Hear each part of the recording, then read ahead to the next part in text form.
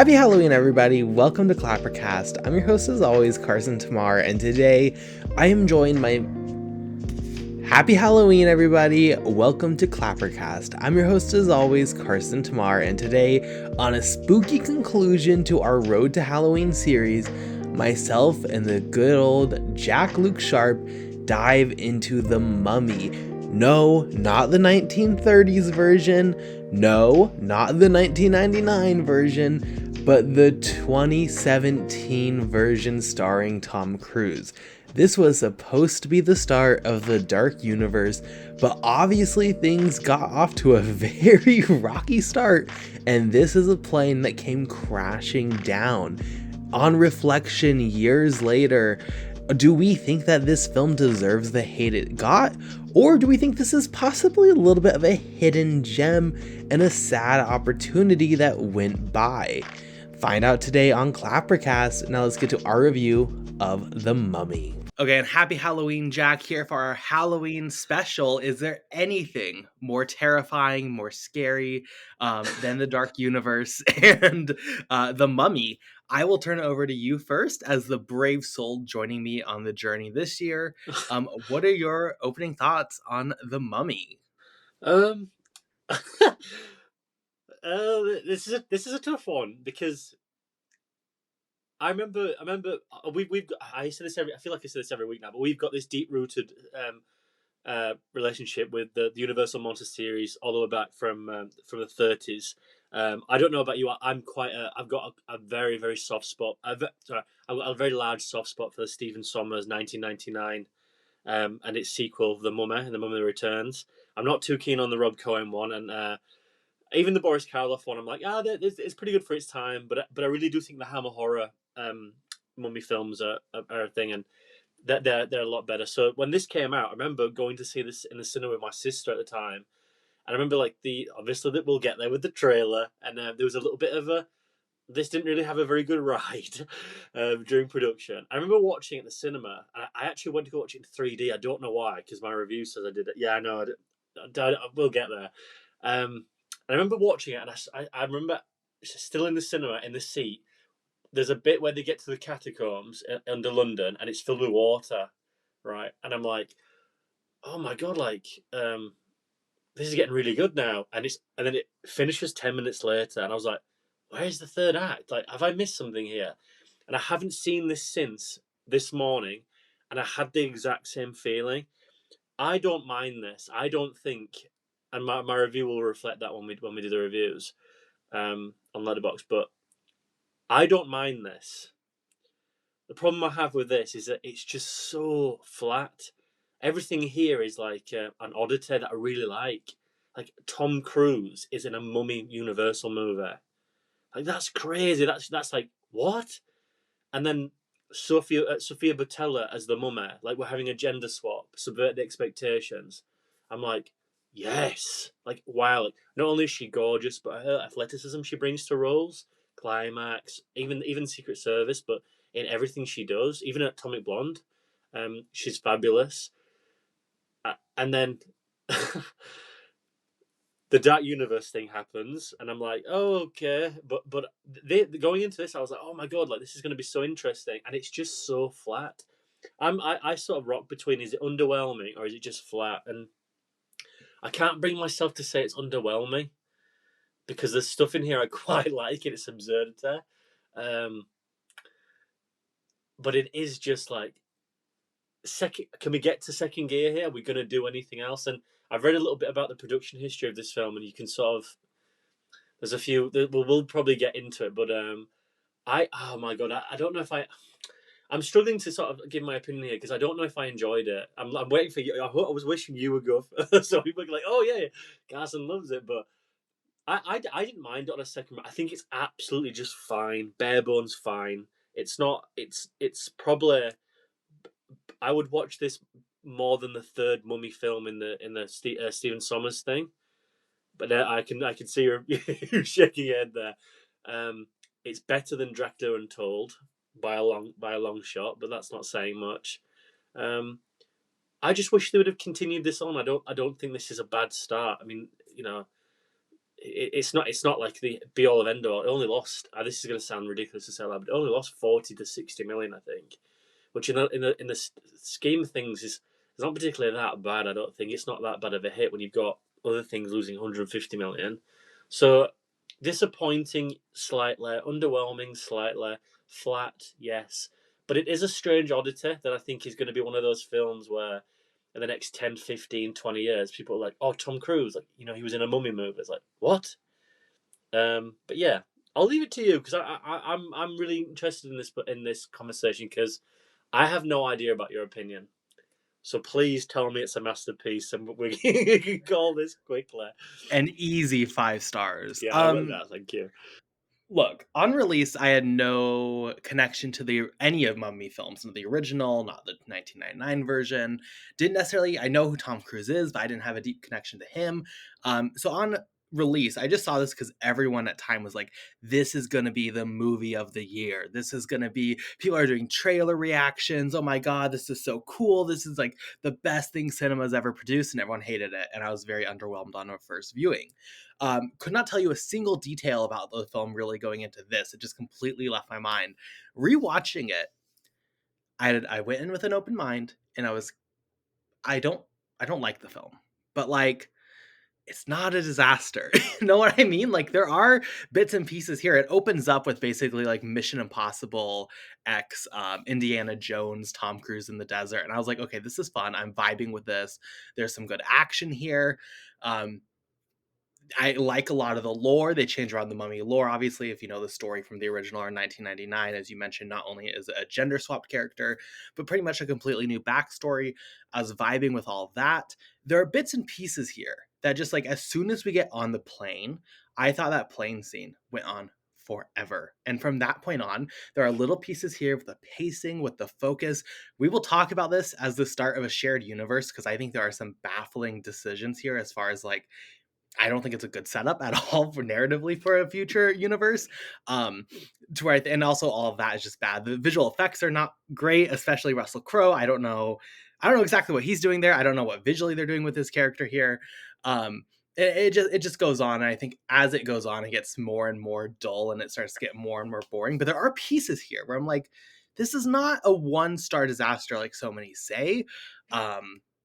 And I will say, kind of speaking almost to one of your points, like when watching this, probably about halfway through, even as I was kind of bored, I was watching the action sequences.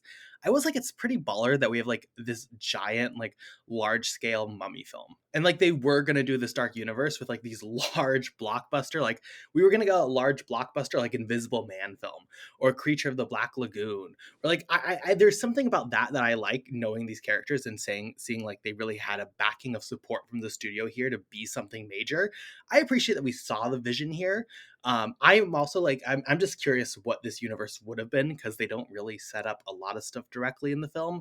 Kind of sad it died, but as a film, the Mummy's like, it's in the middle for me. And for me though, I thought it was probably going to be lower than that, so I guess that's an improvement. It surprised me, but I probably wouldn't watch this again. God, I don't know where to start. Where do we even start there? Do you know what? Should we start with the Dark Universe thing? Should we get the elephant out of the room first? Hey, it's the logo. It's the opening bit where you go to, and I forgot they did that, and they watch the Universal, and then it pans around. Fantastic stuff. Right. It's hard to separate this from what's happened in a modern blockbuster with the MCU. And I think when you look at that and look at this, there is a lineage there in how they want to propose an identity. They have the Marvel logo, they do the Universal thing. It's not necessarily new, but it's a little twist onto it. The Dark Universe thing was set up before anything else was really set up. And I think once you do that and people get memes in, I think the rot sets in quickly. I think that's just me being a pessimist, but I think that's true. When that first photo came out and you've got, all of them photoshopped in, that's a second red flag for me, because if they're not all there, this is a very strange thing perhaps to say to a lot of people. They might not agree with me, but I think that if you can't get everyone in a room there, and it's a celebration, and it's like, this is what we're all doing, and it's all photoshopped in separately. Sorry, I think that is quite a big degree of what's really going on. there's loads of little pieces here trying to come together, and nobody's in one room correlating everything together or pushing everything. It all feels like separate entities trying to weave itself away, and also that's what sort of unraveled this. But I think Javier Bardem as Frankenstein, Angelina Jolie as Lisa Frankenstein, as Bride of Frankenstein. I think of Johnny Depp as the Invisible Man. I think this as perhaps, is this the Mummy? I don't know why this goes into when its third act. We'll get there. I think there's other things like Van Helsing reimagining there as well. There's a lot of interesting things to go to, and I think there's a lot of proposition by getting the names and getting the star power in. However, that also is a massive red flag for me. Is that you're getting the star before you get the material. And these films from the 30s and 40s, we've done up with the James Whale stuff, they've aged quite poetically because of the substance of social political constructs of how we've evolved, but also with the subtext of James Whale's own influence, with the likes also with Dracula, Bela Lugosi, and Lon Chaney as the Wolfman, with the Romani racial thing in there, which unfortunately I wasn't able to be on the Wolfman as well, but I want to talk about that a little bit as well, because I think that's unfairly rided. But you guys probably did a good job. I can't wait to listen to that as well. I just think that there's a lot of things going on here, and people are attaching themselves to it without the material, because it's like we can have iconography. It's not enough now. It's just not enough. And also, we spoke about this for a while. They're constant redesigning stuff, the iconography that's infamous, like Frankenstein's monster and stuff, and Dracula. It's been redone, and Invisible Man to some degree, which Lee Winnell did, I think, a fantastic job of like reinventing that in the 21st century. But they're reimagining this iconography, and by doing that, they're sort of creating these own entities that material of 70, 80 years ago can't really stand as it is now. You can't really sell it like that. You've got to have something. I can't remember if all of them were going to be modern stories as well. I don't know if that was a thing, because Bill Condon was going to do, friend of the show, obviously, with what we did of Gods and Monsters.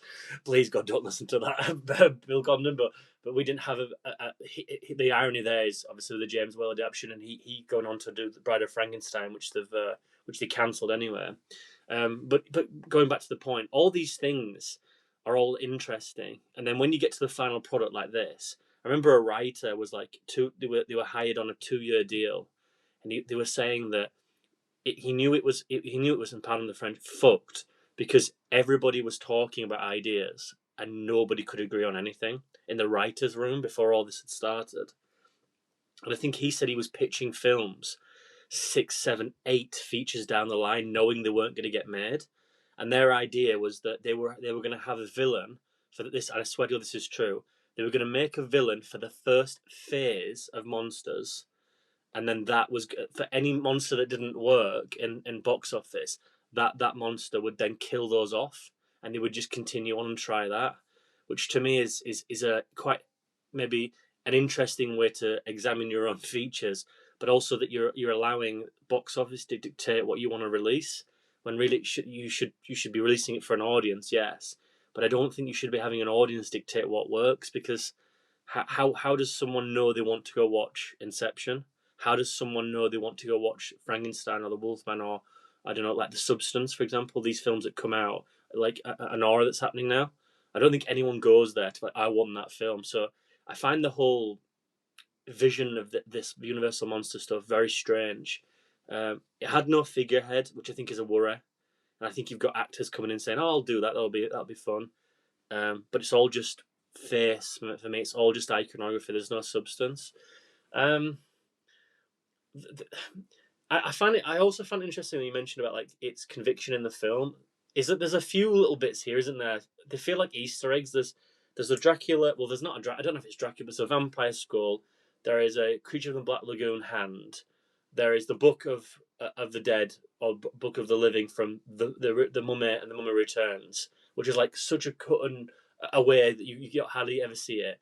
But the biggest one is like the Jekyll and Hyde thing, which, and again to you, like there's a deleted scene on the Blu-ray where before they go to the catacombs after that she's escaped and stuff like that, he goes back to the desk and realizes that contraption's broken, and he's got nothing else now to fix himself. So he sort of goes like, "You need to go help these people. There's no way I can stop Mr. Hyde anymore, or Mr. Jekyll, whoever he is." But then that sort of undermines itself with him coming back at the end. Anyway, long story short, everything here feels self-contained, which is actually a positive for me. It doesn't feel like it's trying to do the MCU thing, but everything's just so boring. It's just so lax. It's it becomes a Tom Cruise show, which is the irony in itself of getting bums on seats in a way. But I feel like he does a decent job to sort of have fun with this. You can tell that there's like situations like, oh, we should do this, we should do that. But I think it's difficult to put a Mission Impossible type of mentality in this type of film. It's weird. But yeah, I'm sort of glad that this didn't have loads of references. I'm glad that the Lee Whannell thing doesn't. I'm glad that maybe the Wolfman that he's going to do doesn't. I'm glad that it sort of was its own thing in a way. But it's just crazy to me that with it's just crazy to me. Like 85 years later, they just can't get it, which to me is just so weird. I don't know why that's the thing. With the creative team, Christian McQuarrie, Alex Kurtzman, to whatever credit he deserves here, I don't know. It's all just very strange. I know I've waffled there a little bit, but to go back to the Dark Universe thing, I'll throw it back to you. I thought it was all very interesting. The irony is they don't do anything with it in the actual film itself, which is both a positive for us because it's its own entity. But if you're trying to set up your own universe, it feels very strange. I remember someone, I don't know, I was quite into the press of this because I thought this is going to be interesting because there's going to be a lot that comes out of here. They asked someone of the cast, why is there not a mid credits and a post credit sequence? And someone said, well, that's a Marvel thing. What? No, set something up. Have a little bit of. In Dracula Untold did it to some degree, and I think that was meant to be the soft reboot and bombed. Thank God. But yeah, I'll throw it back to you. Like I said, I'm in two minds of it. I'm both positive and negative. No, I agree. I think as far as the film, just watching it today, I mean, obviously, considering we didn't get a Dark Universe, I am very happy that it's just kind of self-contained. As you mentioned, there are some Easter eggs in here. I don't get really the purpose. I guess just playing off iconography. Even in the Mm-hmm. credits, they circle back to it and they're like, "Did you notice the brains in the jar? Is that Frankenstein? Did you notice the vampire skull? Ooh, it's Mm. kind of like Dracula." And it's like, well, okay, fine. I guess I think the more curious part. Well, I'll say so first. The identity, though, today plays better because it's self-contained. In the moment, they were hyping this up as the most explicit, like we're starting a universe. So I think that identity ultimately hurt it because people were expecting. I was even going back and finding articles that were like, which creatures do you think are going to have cameos in the Mummy? And like when you put that expectation on a film that is not supposed to, but not really actually going to be that harms it. Um, and the whole Dark Universe is strange because there's been like three starts really to it. It was going to be the Wolfman, which we talked about on the Patreon. It was going to be Dracula Untold, which we didn't talk about at all. And then this was like, as you mentioned, we had the cast photos, but we also didn't have like, we knew that there were projects coming. We knew there was going to be this Bride of Frankenstein film, but we didn't know like what was next after the Mummy. It doesn't set up anything. Like they set up little pieces here narratively, but as you mentioned, there's no mid-credit scene. So I just think it's weird to market this film so heavily and explicitly and get people's hopes up for like this is the start of our shared universe. I guess Jekyll and Hyde were gonna be like the Nick Fury possibly of the universe. Like Oh I God. don't know how it was all gonna come together. That's how I felt at least. But like it's just it's odd to me because if you look at it through that scope, this film I think is like an undeniable failure. But luckily, a film is more than just the start of a shared universe. And as we talk about today, and we can enjoy this because we don't have to deal with like all these narrative threads that were opened up that were never closed because they canceled all the projects. Um, I think what it does, as far as evolving the Mummy narrative and maybe moving more towards the context of like what this film actually is during its runtime, again, I like a lot of the ideas. I think they really do a strong job building a mythos to this mummy that has like a layer of like gravitas that like, oh, she was buried alive for her crimes that were mummified alive. That's really compelling. I think there are little chunks here. That I think are really, really quite compelling, and the Mm-hmm. performances I think are decent enough. I think she's great. I think Tom Cruise is most of the time good. I mean, it's just kind of Tom Cruise being Tom Cruise, and that works for me on the big screen. It sucks though, and I guess like this, I guess maybe to contradict myself, that we have to then spend so much time setting up Dr. Jekyll and Mr. Hyde. We have to spend so much time, and again, also the visual effects for him specifically are just like awful. It's like comedically bad, and I just think takes the life out of it. I also think Russell Crowe is like, I love the guy. Don't get me wrong. I don't think he's that good here. He's like, I don't know. He's I not. agree. He doesn't bring that energy. He doesn't bring a violence to it. You know, I wish he was. I watch like Unhinged, for example, and it's like, oh, he has a presence there. That's great. He never really brings that to this. I wouldn't say this film overall has a ton of like personality to it. The colors are very middling. It has a darkness to it that then it also contends with like the Tom Cruise comedy of it, where he adds little quips here. I don't think it necessarily comes together on a personality standpoint. And I think, again, as you go further and further, it tries to expand itself more and more. When it was this focused Mummy, Tom Cruise, Tomb Raider, Indiana Jones narrative, that was when I was vibing with it. I think the dynamic of Tom Cruise and his friend is really fun. It's all there. It just ends up getting lost. And as I mentioned, the pacing, there are some scenes where it just, for me, it feels like it takes forever. Specifically that plane scene. And it's funny because that's in like all the trailers. That's like a main Tom Cruise screaming, pretty iconic, right? During that scene. They're sitting there talking, and it literally is like, it feels like you're there for 10 minutes just watching them talk on this plane.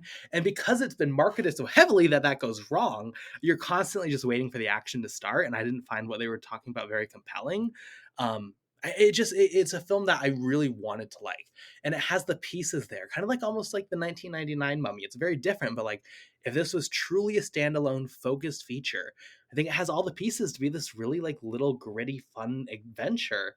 And it just like it just didn't have that follow through. I think there's a few misgivings here. I'll this might be a bit of a tangent, but please hear me through.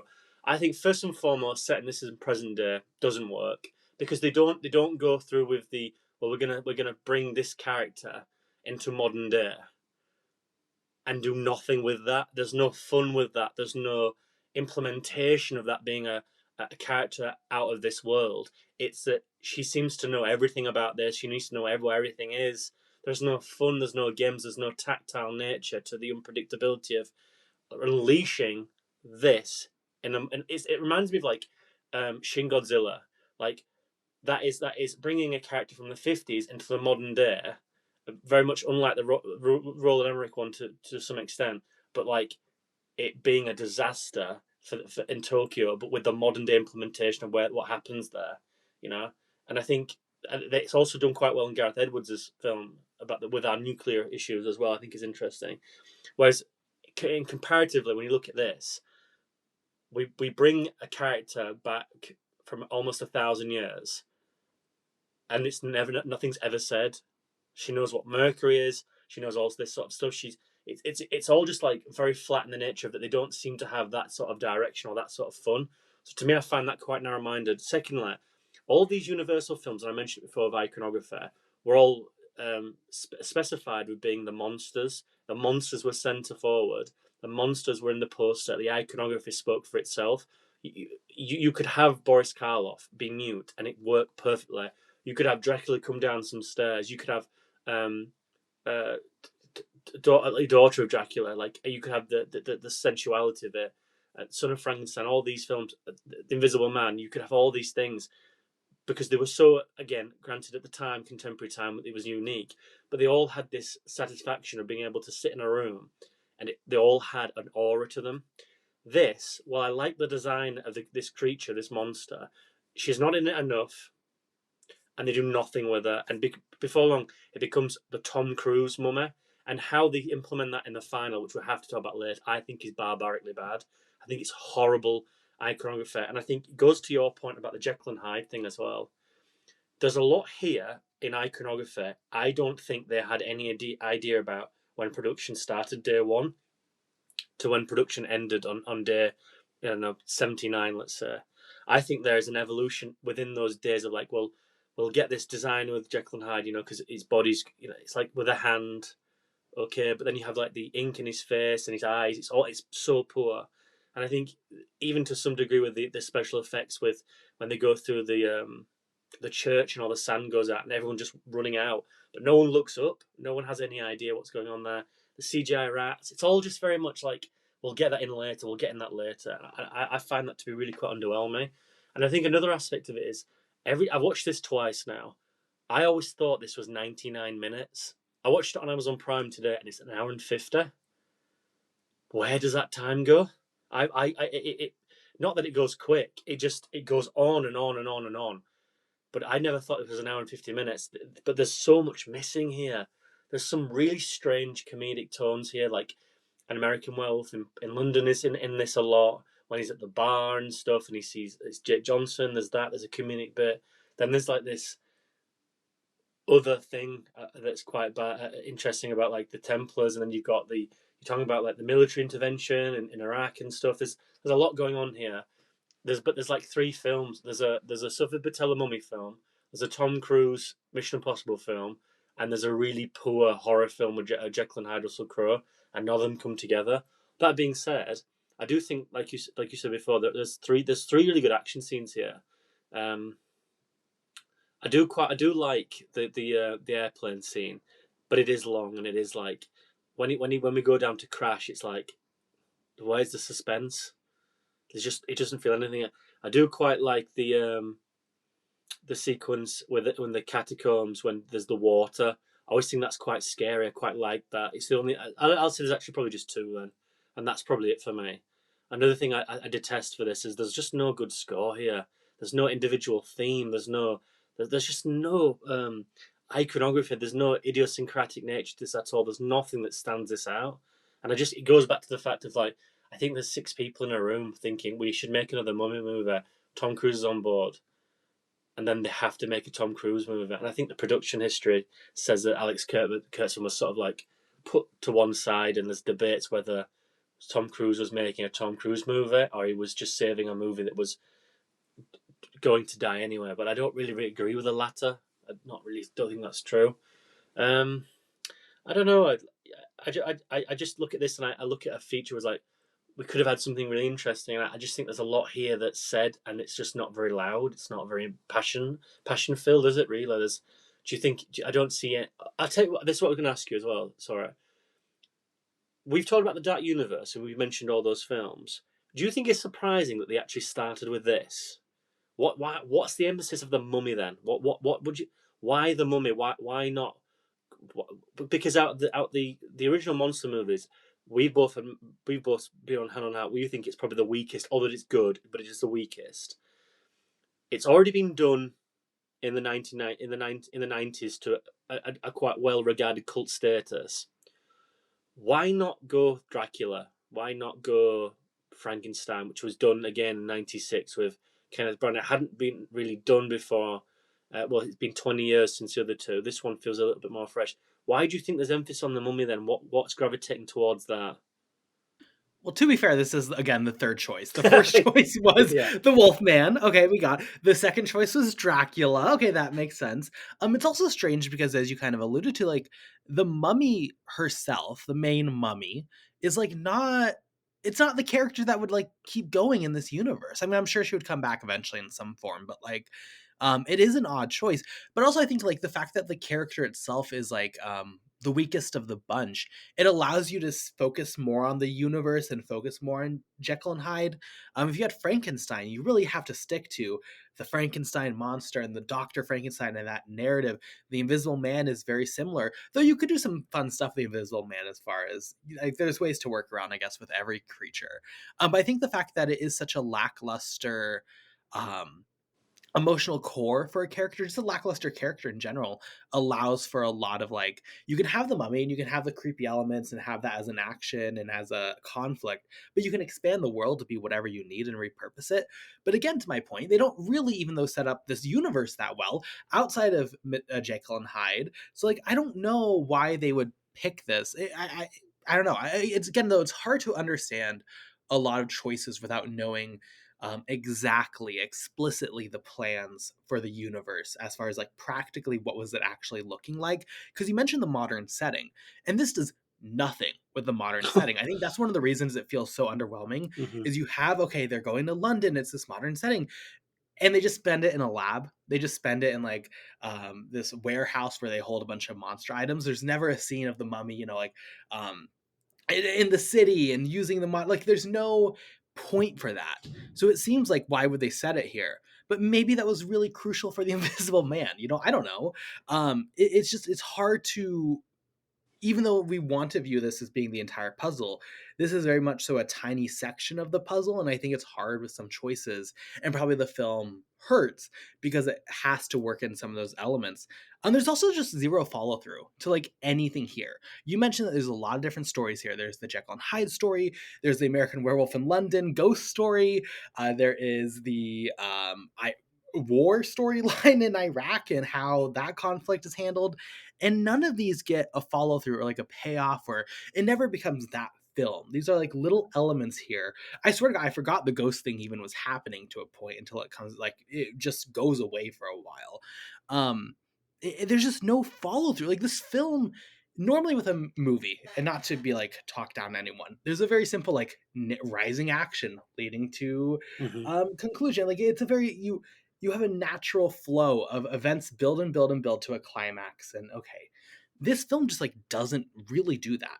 This film has some elements here, but it goes on like this roller coaster where it's going all over the place, and it just never feels like it actually ends up understanding what it even is trying to be on a plot basis, much less in thesis or identity on a grander scale. But like it just didn't feel to me like it ever builds to a movie, which is why it's confusing because it is long. It feels long. But like as you mentioned also, it doesn't feel satisfying at the end. It's never like, oh, we watched this journey, we've closed this chapter, on to the next. It feels just very like, oh, it never builds to that satisfying climax where you feel satisfied from the experience.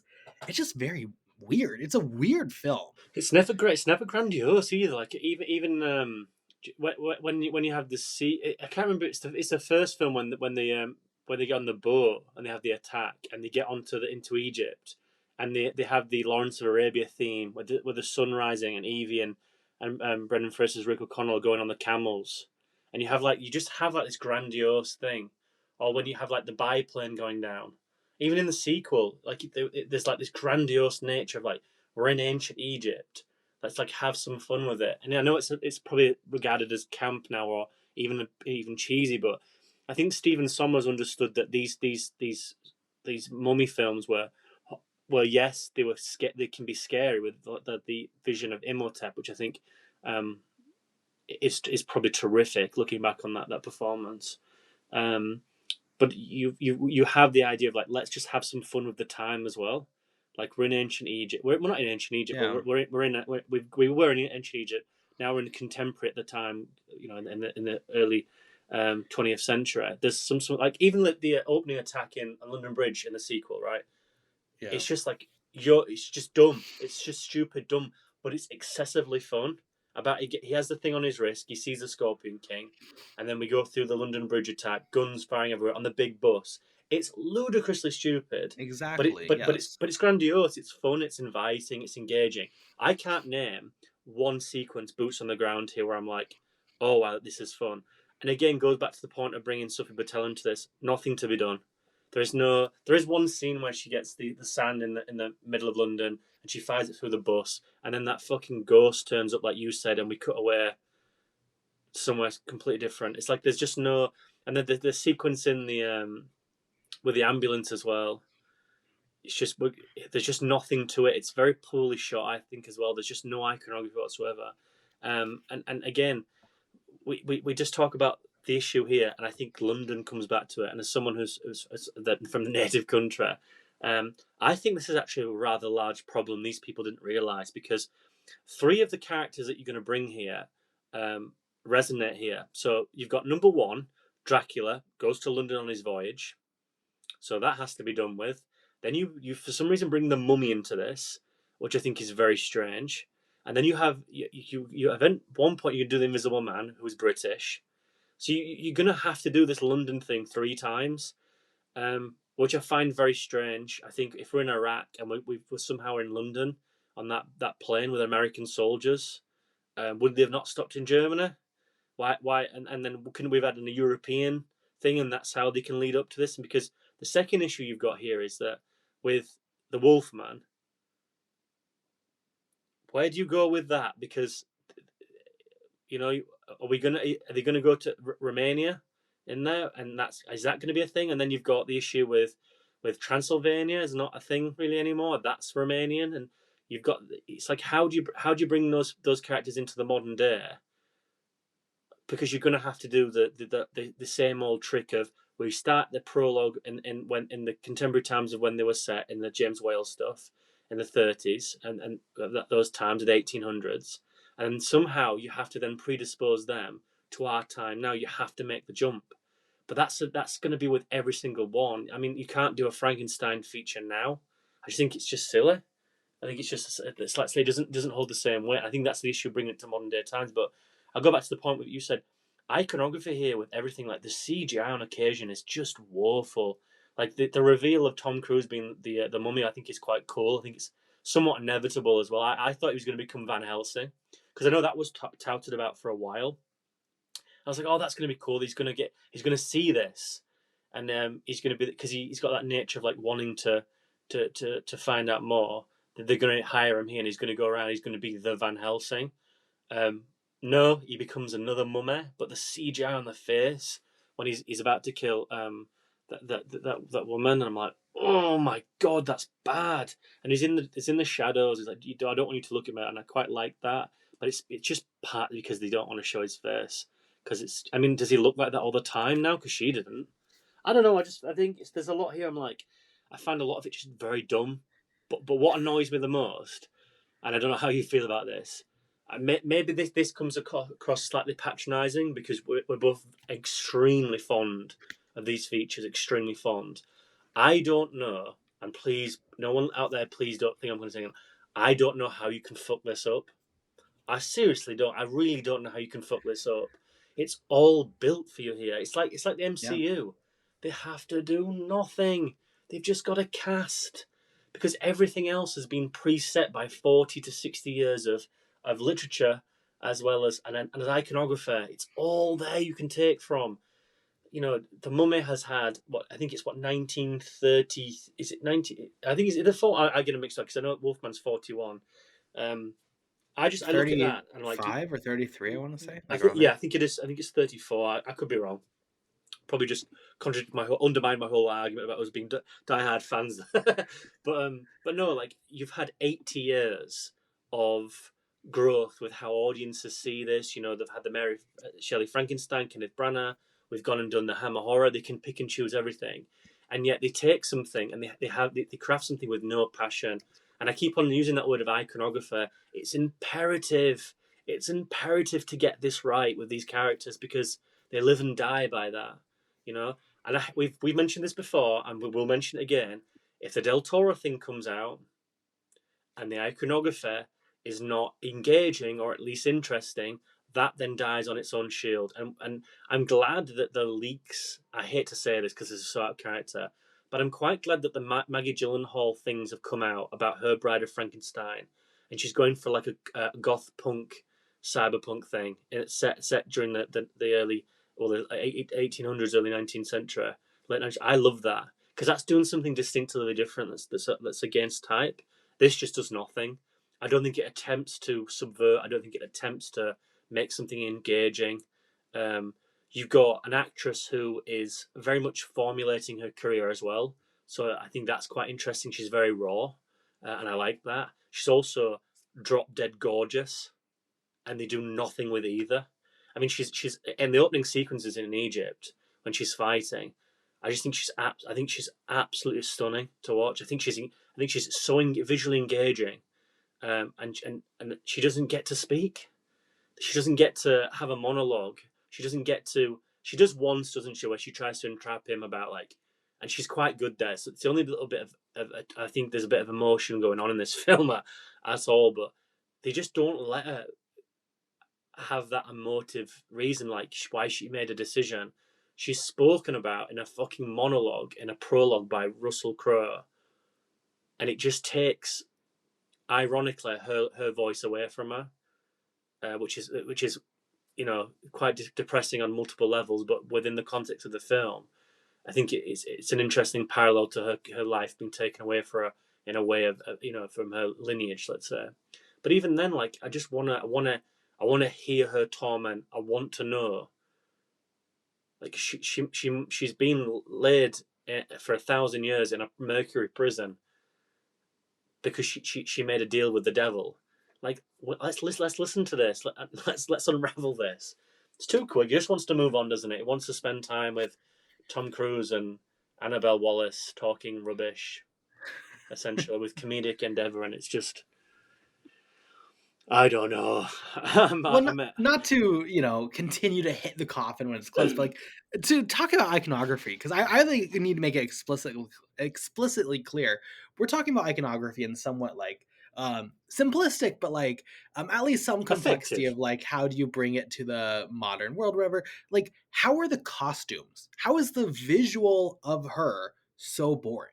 Like there's some makeup choices, I guess, and like some visual designs, but like this literally looks um like a haunted house mummy. It's just like there's nothing visually here that stands out in the slightest. Like I don't expect Coppola's Dracula every time I expect costumes from a film, obviously. Like I'm not talking about that level, but like when you talk about iconography, there's literally nothing here. Like there's just nothing. Even Jekyll and Hyde, you weren't here when we talked about the Wolfman, but in our rapid reviews, Nick watched the original and we were talking about the makeup from that and the power of seeing, due to just like simple lighting tricks, a face in front of you literally transform. And oh my gosh, when the monster comes out, everything here is just like you get some CGI black veins on you. That's for the mummy, that's for him. Like everything just looks so generic to where like you couldn't even sell a costume of these characters. There's just nothing to them. And again, as you mentioned, not only is the narrative set up for them, not only are the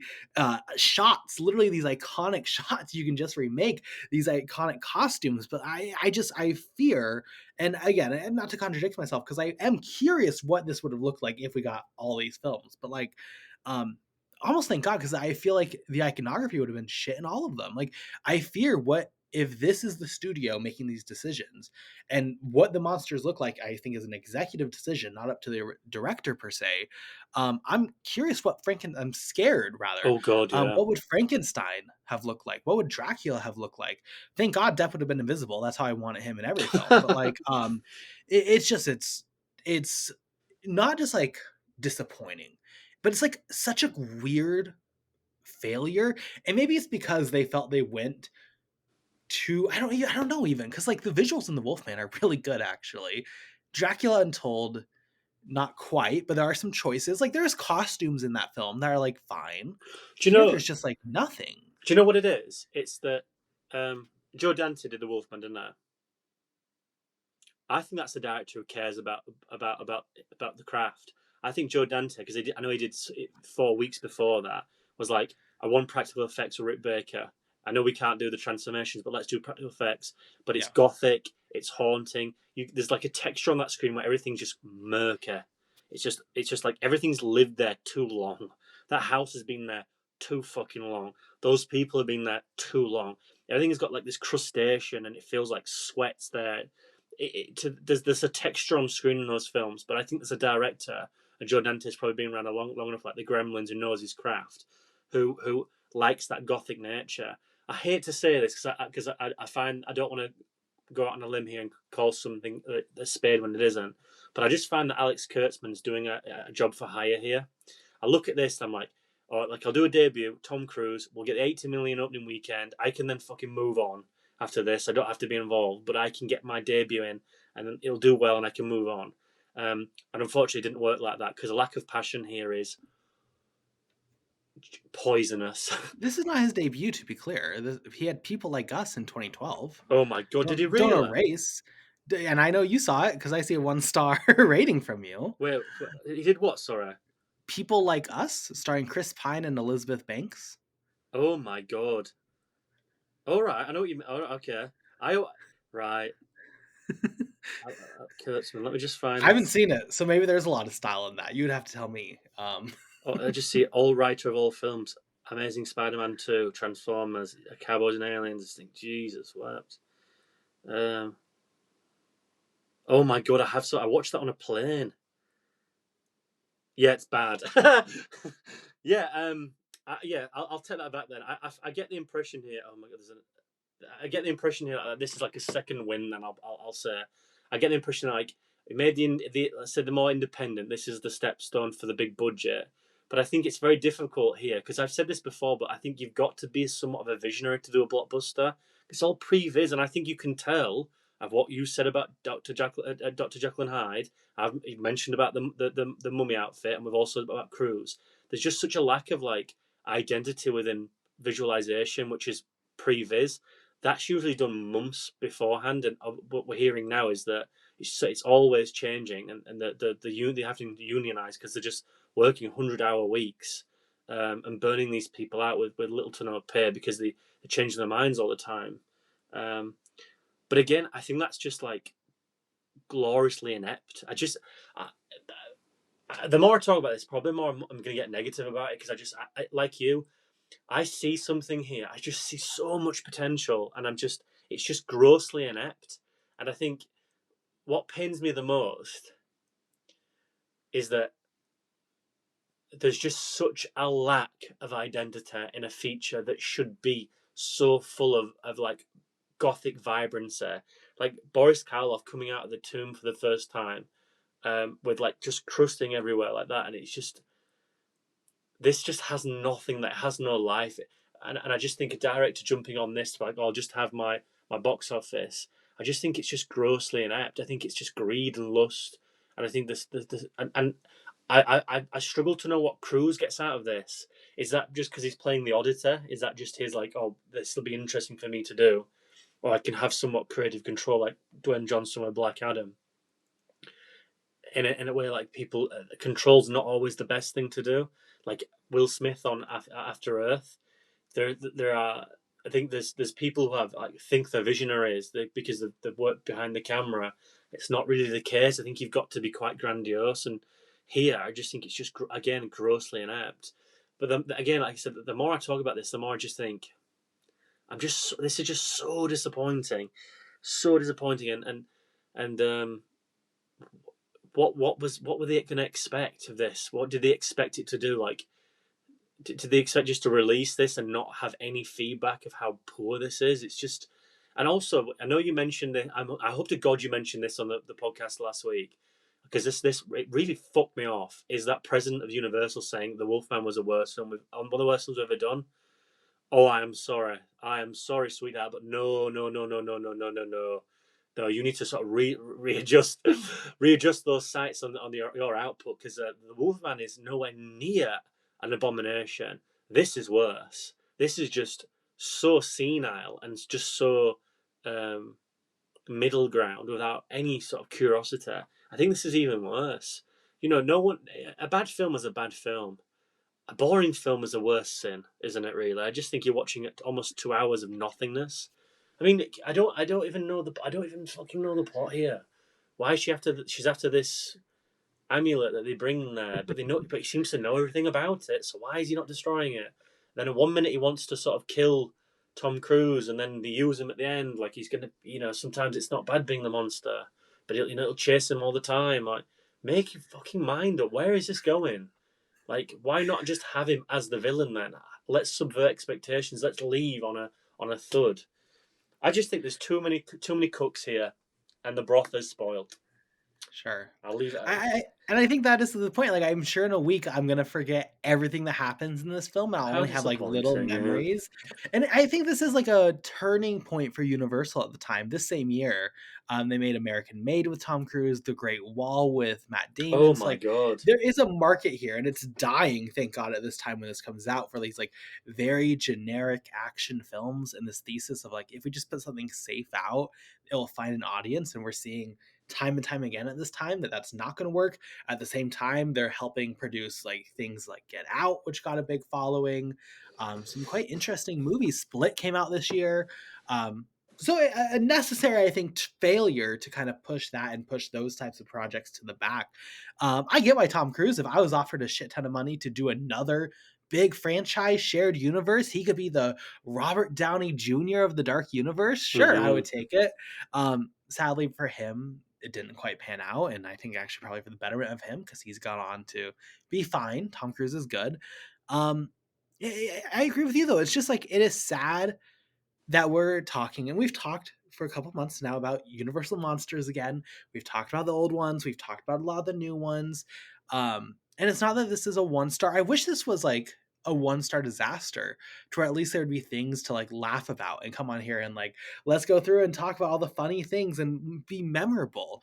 It just like died a death in 2017.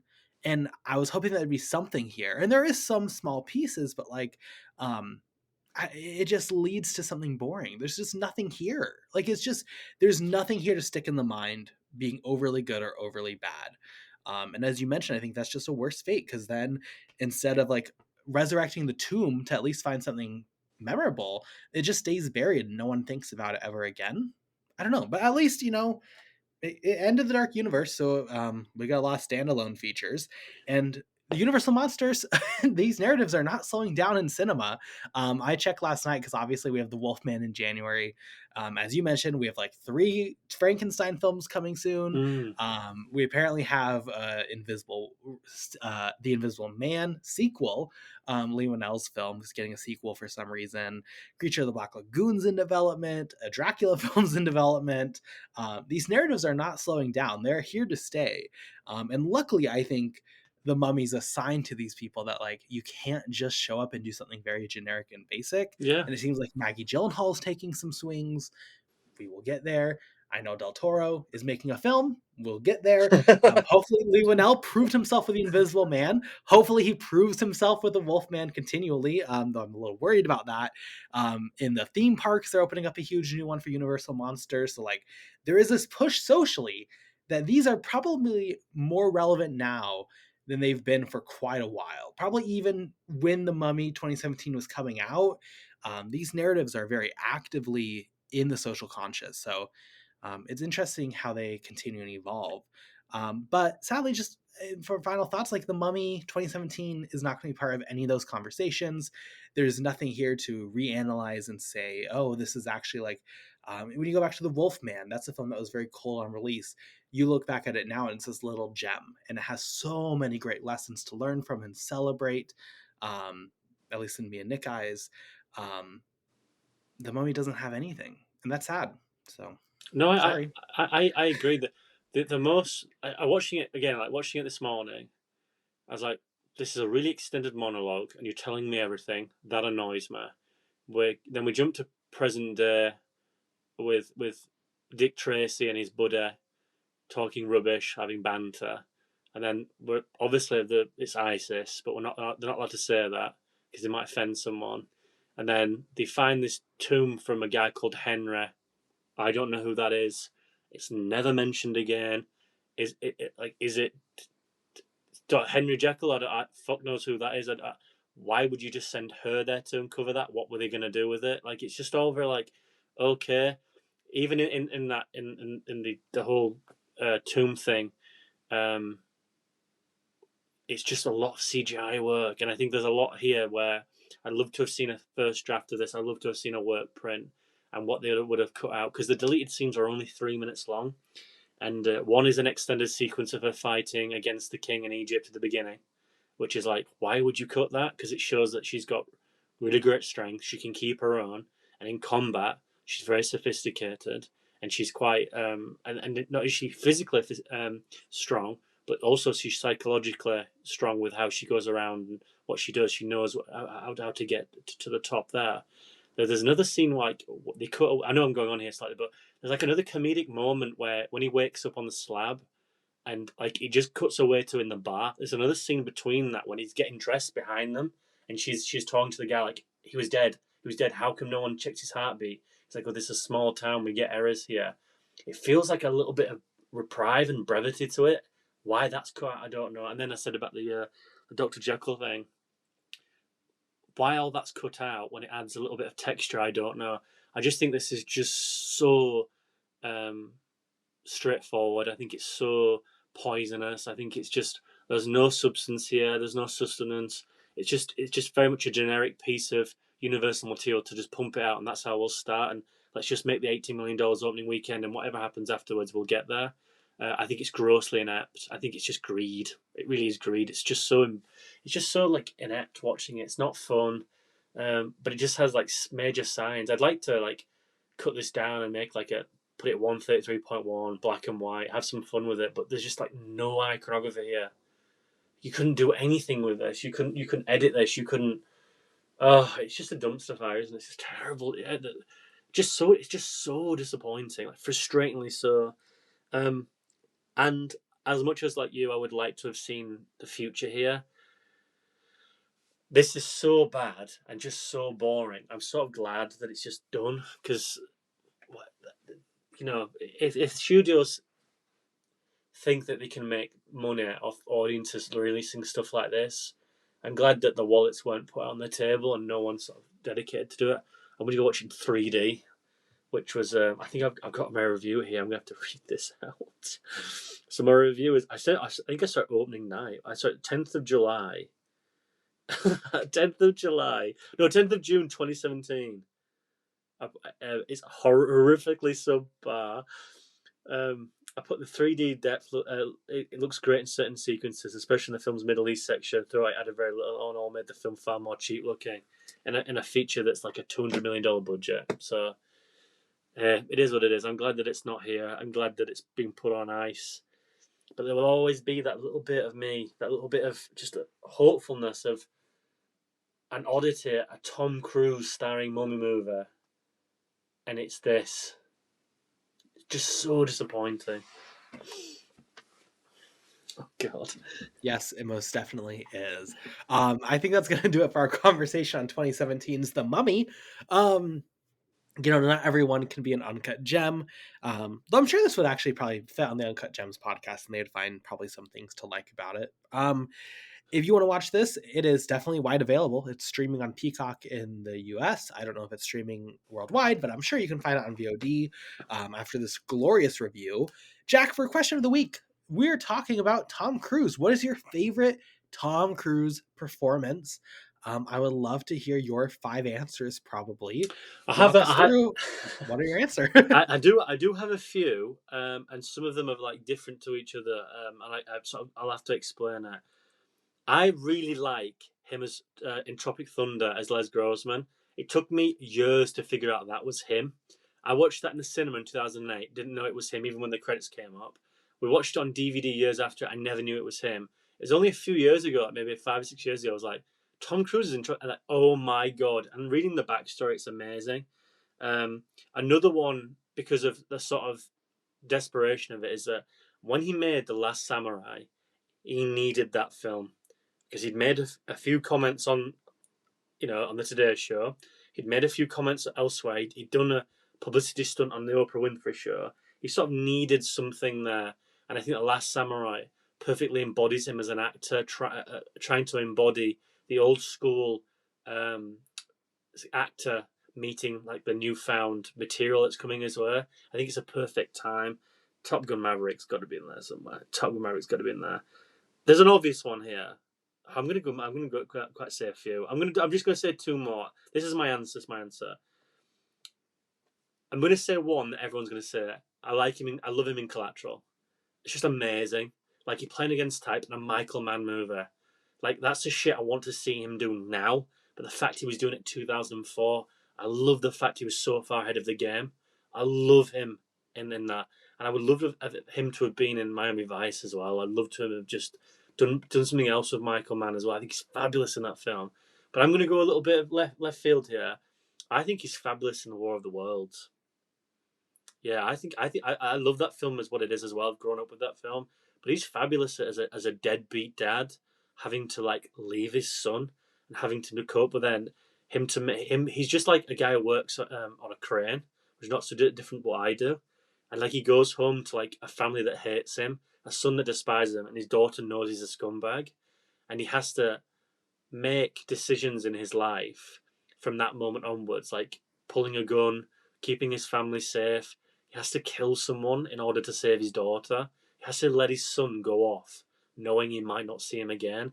And I think, again, 04, 05, 06, The Last Samurai, or 03, Last Samurai, sorry, that fucking, what an output. So I'll have to say Collateral is amazing, but I love him in War of the Worlds. I know I've said a few, there's like half of it. He's quite good in Minority Report as well, but I like it when he plays against type. That's my point here. I love it when he's not Tom Cruise, but he holds that star rating, but he does something a little bit insipid.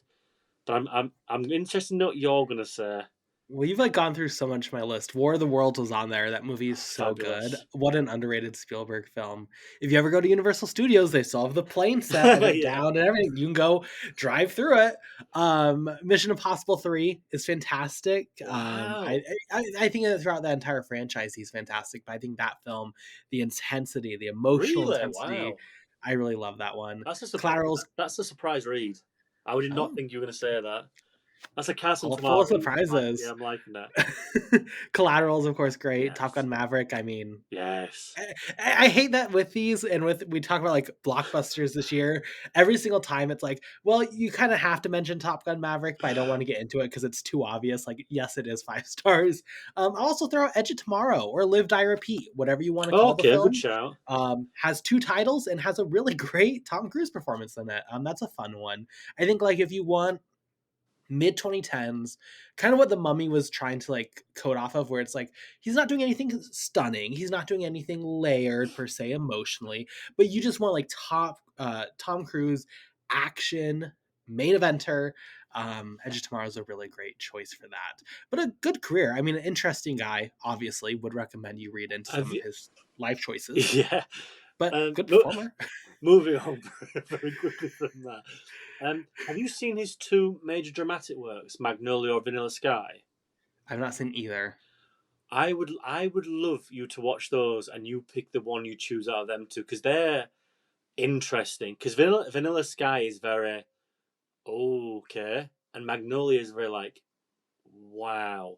If that makes any sense, there, yeah, they're two interesting features at the time with him on those two features. I'd be flabbergasted to know your opinion on those because I know that Nick said Rock of Ages, and my sister Oh says yeah. the same thing. She loves him in that, and I've not. Alina Falls would say the same Yeah, exact I thing, can't to really be gel clear. with that, but I really do appreciate. But do you feel like? I mean, we didn't say The Outsiders. Color of Money is quite good, and he's got a very good. Valkyrie is good. He's got a very good career. Eyes What Wide he did. Shut. I mean, Yeah, he's done a good amount. I plan to watch a lot of his films by the end of the year, so we'll get there.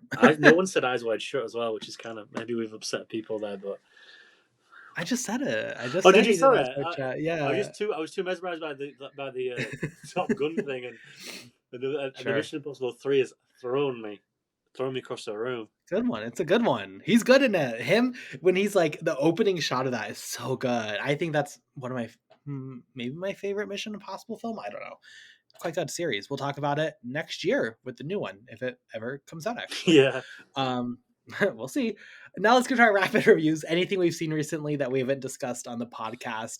I'm going to split mine into 2 sections, which is 2024 releases and Hooptober for 2024 releases. I finally watched The Bike Riders, which I thought was good. There's a lot to like here. Good performances, good directing, just like the worst framing I've seen in a film like this, where like everything is working and the framing of the story is so bad that it just kind of ruins it. Anna Kendrick's Woman of the Hour released on Netflix. A lot of people love this. Rave reviews for Woman of the Hour. I thought it was atrocious, to be honest. Some oh good God. framing, some good tension. I thought the performances were bad. I thought the screenplay was bad. I thought it didn't really amount to much. You recommended last week or a couple weeks ago Kneecap. Really liked that film. Yes. Ireland's submission for Best International Feature. Mm. What definitely, I don't think it's going to necessarily make Oh waves in no, awards. no, It's no, definitely a no. lot of people will not vibe with this. If you Yes. can vibe with this, what a great, energetic, fun look at language, at culture being plowed Mm. over, and the importance to fight for what you believe in and fight for your culture and fight for your tongues to be spoken. I thought it was really, really great. Taiwan's Old Fox I watched, which was quite good. Again, another international feature submission. Starts pretty generic, but ends up becoming a little bit more impactful as far as looking at during times of economic crisis, how some will turn to like not having morals or not having sympathy to try to just make a buck off people and try to rise up, and the importance of showing heart and showing compassion to others. I watched The Apprentice, the Donald Trump Oh. film, Sebastian Stan. It was fine. Definitely like there. Sebastian Stan's pretty good. The performances overall are quite good. I quite like Jeremy Strong here. But it gets into that mode where so much media that's covered Donald Trump in fiction gets to where, like, to a certain degree, it just stops trying to be anything unique. And it's like, how many references can we make, or how many like funny jokes can we make about Trump? And it's like, we did it. This is the exact thing. I don't know if you watched it. The Comey Rule, I want to say it was back in like 2020 released. It was Oh this God, I don't know. two-part show. And the first part I loved. It was such an interesting look at the morals behind the situation. And the second episode was all about Trump. And it just became like this bad SNL parody at times, and it just Right. did not work for me. This falls into a similar situation. But undoubtedly, the big surprise this week for me was Ghostlight. Oh my god, this film released at Sundance, got decent reviews, about a guy who is dealing with the loss of his son, and he ends up healing by joining a community production of Romeo and Juliet. His story mirrors that of the narrative of Romeo and Juliet. And minor spoilers, but there's a scene where he's performing the play, and he's sitting there and he plays Romeo, and he is saying, oh my god, like, dealing with death on screen or on stage as a character performer, and then is also at the same time processing the death of his real son. And it's just like the complexity, the execution here, it's heartbreaking. It's like Mm. genuinely one of the most moving films of the year. I was crying like a baby. The main actor is one of the best performances of the year. This is one where, like, I don't get how people watch this and go like, it's a 3 star, 3.5, it was fine. I'm like, no, this is like the complexity here, the emotions here, like, oh, this is cinema. This is what I want from cinema. And my heart is broken into a million pieces, and it's so mature and just stunning. The healing power of art, the healing power of being on stage, of having community, fantastic stuff. For Hooptober, I watched Hellraiser 2. Well, I rewatched the original Hellraiser, loved it. Watched Hellraiser 2, liked it, did not love it. You'll get there in your rapid review, so I'm going to save it till then. I watched Mike Flanagan's Hush.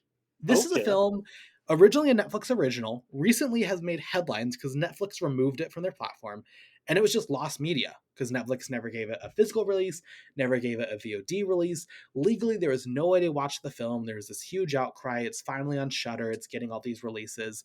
So I was quite going into this like, okay, I like Mike Flanagan. I want to like this movie, and it's like not good. I hate to say it.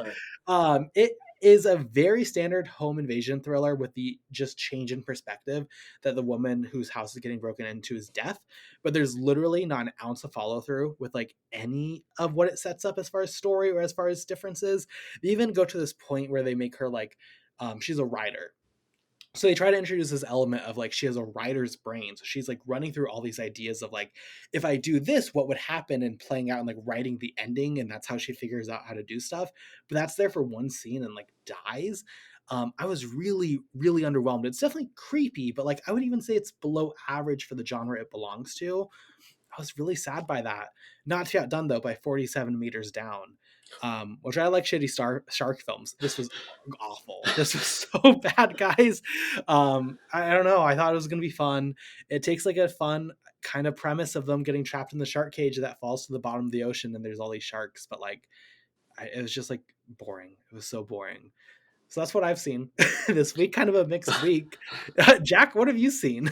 I don't think I've ever actually mentioned this, and I think I can do now. But I actually got pulled in to do a test screening of 74 meters down in Chicago, and it wasn't called that then. It was called something else. Um, I can't remember what it was called. There was like a few scenes that weren't in like. I don't think the sharks were up to much. And I think there was a few scenes of audio that were missing and stuff like that. But it was, I can't remember what it was called. It was called something else at the time. I was like, oh, this is crazy. And I never heard of it for like 2 years. And then I was in I think I was going to Venice and seeing Nick. And it was like premiering. I was like, not at Venice, but I was like, oh shit, I've seen that. Um, I've had a mixed bag as usual. I'm gonna mix the Hooptobers in there. You'll guess which ones there are, but I finally watched Rebel Ridge because I've been meaning to review it for the site. I thought it was fascinating. I thought it was wonderful. I love the subvert expectation of watching a black man in America subvert and deconstruct the identity of what he's predisposed to do, which is destroy everything, bring the patriarchy down. I fucking love that identity of that film. Aaron Pierre is going to be a star. I think he's going to be excellent. I think he's terrific. Great screen presence. Jeremy Saulnier as well, which I'm a big fan of with Green Room and Blue Ruin. I hadn't seen Murder Party. I thought Hold the Dark was underwhelming, but he's back. Can't wait to see what he does next. We go down a peg here. I watched the Hellboy reboot, The Crooked Man. Yeah, diabolical, horrific. $20 million budget, and it shows. Fair play to them. I think that if you get a few people on Shudder or just on Tubi and watch it that way, I think you'll a lot of people. That sounded so condescending. I think you'll The way you grab it. drop from Shutter and then you're well, actually Yeah, Tubi would should be. Shudder's friends with us, so I'm gonna have to be careful with that. But I think with the likes, if you get it on Tubi or something, and you do get to watch it, and you don't really know what it is, I think you can have a little bit of fun with it in the horror department. And there are two scenes here where they go for it, where like a dead rat reanimates a body and crawls inside it, and then it's just very mundane throughout. It's just boring. Yes, very boring. I watched Dev Patel's directorial debut, The Monkey Man, because I was meant to review this for the site again, and it didn't show in screenings very well. Fabulous. Oh my god, I loved it. I love that raw passion, that power. I cannot believe that's a debut film shot during COVID and he had no money. I think it looks amazing. I think it speaks of a passion of culture as well. I just wish it was a bit more colourful, like there was a bit more Diwali in it. I wish there was a bit more expression because it's in there a little bit with its politics.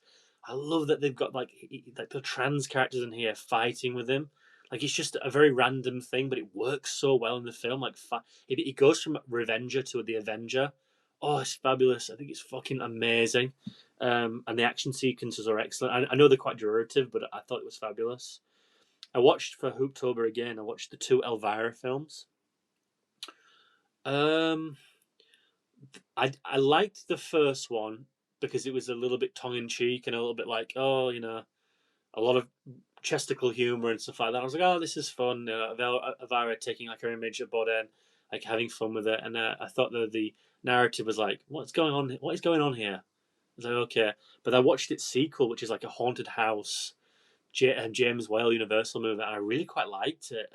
Very camp, very silly, but fun. Um, I did watch 2010's The Wolfman. I was meant to be on the episode, and I couldn't do it because I was stuck in traffic because the weather. Everything is horrific in this country now. I really liked it. I did watch the director's cut, the only version I'll watch. I really like it. I just don't like the transformation sequences, and some of the CGI when he's in London is horrible. But that transformation when he's in the mental institution, oh my god, like that is Joe Dante. That is the Wolfman. I think You've Been a Bad Boy, Lawrence, by Anthony Hopkins. You've done bad things. Really fun. I think Emily Blunt's okay, and I think I think Hugo Weaving doing a Yorkshire Agent Smith is amazing. I quite like that as well. But the whole thing I really quite like. I think it's grotesque. It's grim. That first Romani camp, Jesus, where man, it's the unrated cut there is like, oh, this is definitely an unrated cut. I'm almost there. Don't worry. I did watch In a Violent Nature. Have you seen this? Did you Yes, I hate did. it? I think I gave it like 2.5 stars. I loved it. Okay. I thought it was fascinating having watched the Friday the 13th things. I'd started my Hooptober Shocktober thing with those two. That if anyone from the Friday the 13th franchise watches that, whoever's made them, produced them, should be ashamed of themselves. That's how easy it is to subvert that story. It is so easy to keep iconography, keep everything the same, but just do something visually different and set it apart from miles. It's better than probably every other sequel from Friday the 13th. I thought it was really good.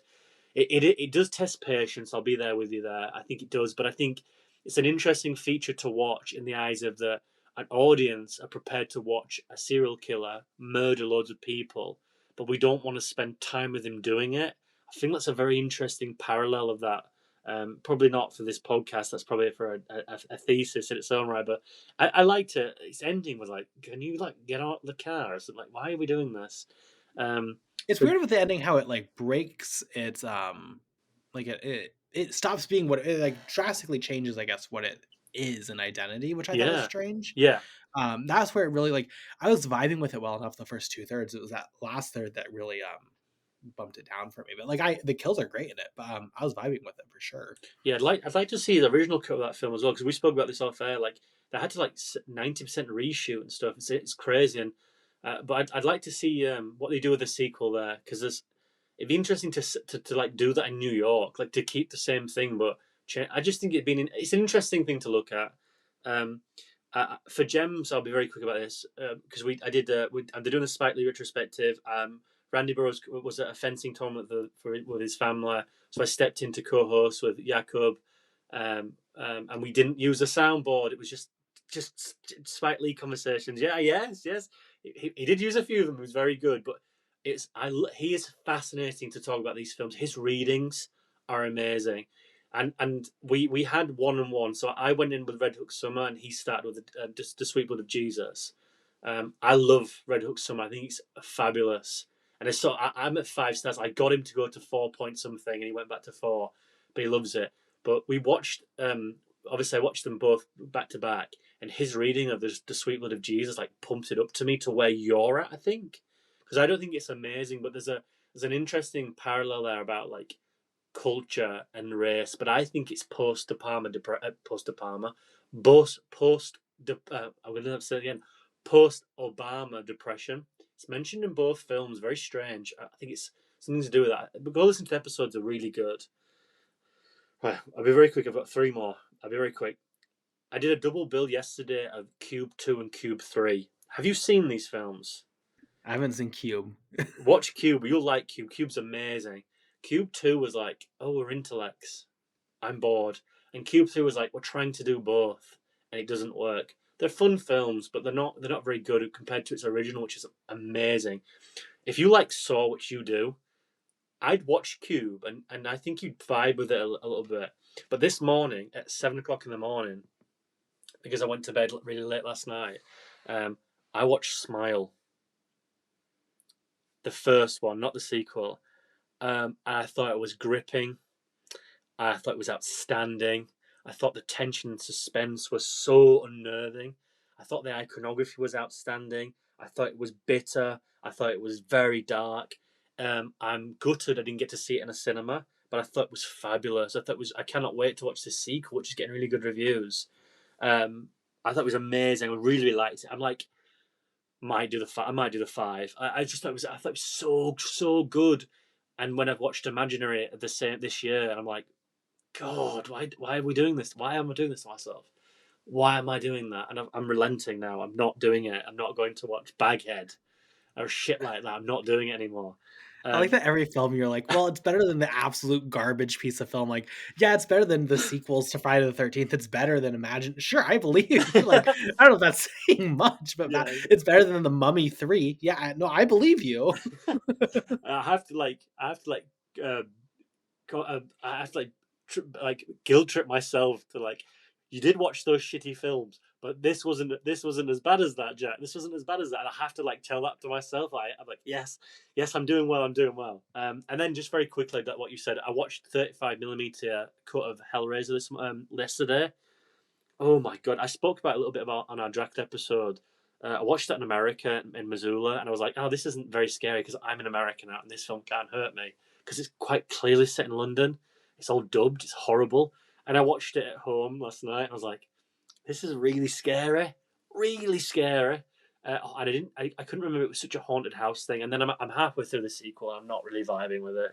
It's just like, do you remember this? I was like, yeah, I watched it yesterday. I remember it. You don't have to keep on showing me clips of it. So I'm halfway through it, but Hoop Tub is going really well for me. I've got some strange stuff coming up. I can't wait to watch Smile 2. That was honestly, out of the films I've watched so far, I'm like, oh wow, like, this is really good. Did you like it? I was mixed on it, but it definitely like, goes there. It's very Oh fun. my god, I yes. appreciate. I was watching it with a friend for the first time. It was our first time watching it, and like you think you know where, like, okay, Oh we've hit where it's gonna go, and it keeps going in a way that definitely like is stuck in the memory. yeah, Hoop Tub is getting really good this year. I'm really excited to watch it. But yeah, those have been my. I know I went on, but I've missed a week, so that's the reason. That's my excuse. That's my excuse. Thank you No, very between much for Hellraiser and indulging that. between the Egyptian tombs underneath London, ugh, too scary to visit ever. That's Yeah, for sure. it's Um, true. It's true. that's going to do it for our episode today. That's going to do it for Road to Halloween and our Halloween special. November, what a fun month we're going to have on the podcast. We have a Fritz Lang Noir November double feature. That's going to be super fun. Wow. We're going to review Secret Beyond the Door and The Woman in the Window. I've never seen either of them, Neither so have it's going to I. be two first-time watches. We're watching Emilia Perez, Jack, Gladiator 2. Yes, it's It's happening. coming out. Apparently, really good, Yeah, according to some. it's got costumes and it's got the A design and all. score It's got it all. Yeah, as actors. It's going to be yeah. great. And then for Patreon, Thanksgiving, everyone. Finally, we're talking about Paul Schrader. We're doing his version of Cat People. I'm so excited to get into that. And it'll be a very fun month here on the podcast. So thank you so much for listening. I'm just gonna say one thing before we move on Go though. for it. And this is gonna come back to haunt me. Do you know today you were on about Top Gun Maverick? Yeah. Right. I think we're gonna have this with Gladiator 2. I think we're gonna have something quite special. Look. So I cannot wait. You've got Fritz Lang, you've got Ridley Scott, you've got Schrader. Please, if anyone's not listening, get it on the podcast wherever you can find it because it's going to be. No, if anyone's not listening, an hour and 20 minutes into our Mummy 2017 episode, this is where you need to start tuning in. But seriously, your program on this year has been fabulous. I've loved being on it as much as I can do, which I've probably done every other week, to be fair, because I just think the stuff we're doing is like just really fun. Like, what an excuse to watch Cat People with Natasha Kaczynski, or Kinski, sorry, talk about her father for an hour. That's going to be very interesting. Like, but yeah, it's a fabulous stuff, and to talk about the Mummy because we missed it. It's such a great thing to get off our chest. But I'm just gutted we didn't do Dracula Untold. But your program has been excellent. It's been really good. So anyone out there, definitely just wait a few weeks and look back, and it's going to be quite good. Hey, if you want that to be your birthday episode, who am I to argue against it? No, we'll move on from that. No. Yeah, I mean, hey, Gladiator 2. Everyone's loving it. People are saying movie of the year. Yeah. I'm just, as a Ridley Scott stan, we were there for Last Duel. We were there for House of Gucci. Napoleon. We were there for Napoleon. We were there for Napoleon, the director's cut. Yes. If it happens, it happens. Name some more. Alien Covenant, we were there. I wouldn't argue against it. If people want to start retroactively going back and agreeing with us on everything, so be it, The reviews are there.